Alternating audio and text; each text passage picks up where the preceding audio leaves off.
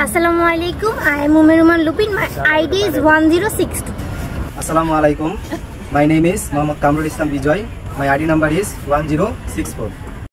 Assalamualaikum. My name is Suraya Akhtar Ritu. My ID number is 1066. Assalamualaikum. My name is Ramim Akhtar Mim. My ID 1067. Assalamualaikum. আমার নাম কে মসিফুল্লাহ তামিম। আমার ID 1075। ওয়ালাইকুম আসসালাম ওয়া রাহমাতুল্লাহি ওয়া বারাকাতুহু। জি আঙ্কেল, একটা কথা জানার ছিল, আপনাদের ফ্যামিলিতে কোনো মামলা আছে বা আপনার আত্মীয়স্বজন বা আশেপাশে কারোর কোনো মামলা আপনি জানেন?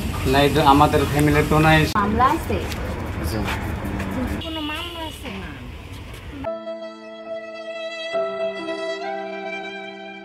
তো আপনার কি কোনো মামলা সংক্রান্ত কোনো বিষয় কি জানা আছে? আছে একটা আমার বাবার জায়গা নিয়ে, এটা 80% জায়গা কিনা হয়েছে। কেনার পরবর্তীতে ওইটা দাগ নাম্বার ভুল ছিল।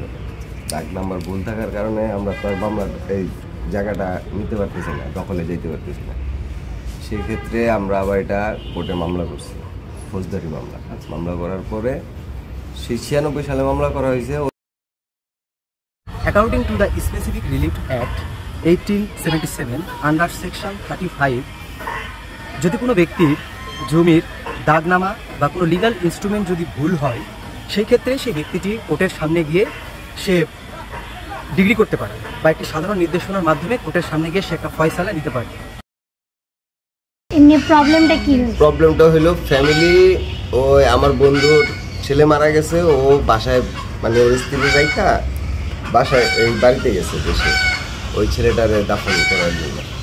ওই দাফন কইরা 4 দিন পরে আইসা দেখে যে ঘরে সমস্ত মালামাল বিক্রি করে ওই মহিলা চলে গেছে। মামলাটা কাউরে দিতে পারি না, আমরা এখন পর্যন্ত ওই অবস্থায় আছে। আরেকটা আছে আমাদের এখানে লেগুনা চালায় 1 নাম্বার থেকে চারাবাগ পর্যন্ত, ওনার ফ্যামিলিও এই একই কাজ করছে। প্রায় আপনার 50,000 টাকা ক্যাশ, 2টা মোবাইল, একটা চেন, আরো কি যেন নিয়ে চলে গেছে। যেহেতু আমরা দেখতে পেয়েছি যে এখানে তিনি তার ওয়াইফ বসবাসকৃত তার বাসা থেকে জিনিসপত্র সব চুরি করে নিয়ে গিয়েছে, সেহেতু এটাকে আমরা according to penal code 1860 wise 380 theft duelling house, অর্থাৎ গৃহ বাসাতে চুরি হিসাবে আমরা এটাকে ধরতে পারি, এবং যার সাজা হিসাবে তার ওয়াইফকে 7 বছরের সশ্রম বা বিনাশ্রম কারাদণ্ড অথবা ফাইনও দেওয়া যেতে পারে। ধন্যবাদ। আরেকটা মামলায় আমরা একটা রেপ কেসের ভিকটিমের মায়ের সাথে আমরা কথা বলি। উনি যেহেতু ক্যামেরার সামনে আসতে চাচ্ছেন না বা ক্যামেরার সামনে মামলাটা বলতে চাচ্ছেন না, আমাদেরকে অফলাইনে উনি বলেছেন। তো সেই মামলাটা আমি বলি যে ওই মহিলাটা হচ্ছে একটা প্রাইমারি স্কুলের শিক্ষিকা। তো ওনার হচ্ছে একটা মেয়ে আছে আনসাউন্ড মাইন্ড, মানে প্রতিবন্ধী। তো ওই মেয়েকে একদিন উনি হচ্ছে বাজার থেকে বাসায় যাওয়ার জন্য ওনাদেরই পরিচিত একটা ভ্যানওয়ালার হচ্ছে ভ্যানে তুলে দেয়।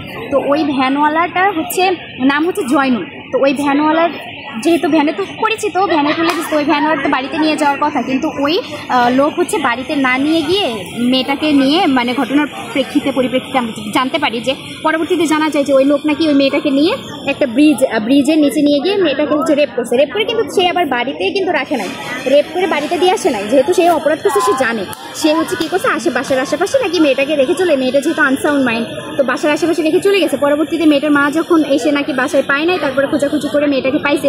তো মেয়েটাকে পাওয়ার পর অবশ্যই বোঝা যাবে, যেহেতু মেয়েটা 16 বছরের নিচে, তো যে কারণে মেয়েটাকে দেখে বোঝাই যাবে শারীরিকভাবে ক্ষতিগ্রস্ত হয়েছে, সব কিছু দেখে বোঝা যাবে যে মেয়েটাকে রেপ করছে। আর ওই ভ্যানওয়ালার খোঁজ ওরা যখন মেয়েটাকে পাচ্ছিল না, অবশ্যই ভ্যানওয়ালার খোঁজ করছে, যেহেতু ওনার ভ্যানে পাঠাইছে, তো ভ্যানওয়ালারের খোঁজ নাই। তো যে কারণে সব কিছু মিলিয়েই বলা যায় যে মানে ওই লোকটা ওকে কিডন্যাপ করছে, প্রথমত কিডন্যাপ করছে, দ্বিতীয়ত রেপ করছে। আর ওই লোকটা পলাতক ছিল, আর ওই মেয়েটাও হচ্ছে ক্ষতিগ্রস্ত ছিল, বোঝাই যায় যে রেপ হয়েছে। তো এখানে 2টা ঘটনা ঘটছে। একটা হচ্ছে প্রথমত কিডন্যাপ করছে, তারপরে হচ্ছে রেপ করছে। তো কিডন্যাপিংয়ের যেটা হচ্ছে রেমেডি দেওয়া যেতে পারে, যে প্রথমে হচ্ছে কিডন্যাপ যেটা হয়েছে সেটা হচ্ছে 361-এ বলা আছে যে উইথ কনসেন্ট, যেহেতু মেয়েটার মায়ের থেকে নিয়েই ও চলে গেছে, বাট ওর ইন্টেনশন খারাপ ছিল, লফুল গার্ডিয়ানের থেকে নিয়ে গিয়ে সে হচ্ছে কিডন্যাপ করে নিয়ে চলে গেছে, তার ইন্টেনশন খারাপ ছিল, লফুল গার্ডিয়ানের থেকে নিয়ে গেছে, তার মানে এটা কিডন্যাপ হয়েছে। আর কিডন্যাপের শাস্তিটা হইতে পারে যে 363-তে বলা আছে যে কিডন্যাপিং এর শাস্তি হচ্ছে 7 বছরের জেল, শুধু কারাদণ্ড উল্লেখ করা। যেহেতু আমরা দেখতে পেলাম এখানে রেপ হয়েছে, সেই ক্ষেত্রে according to penal code 1860 section 376 ধারার অধীনে রেপের ক্ষেত্রে শাস্তি হতে পারে যাবজ্জীবন কারাদণ্ড বা 10 বছর কারাদণ্ড বা অর্থদণ্ডে দণ্ডিত হতে পারে। Thank you so much.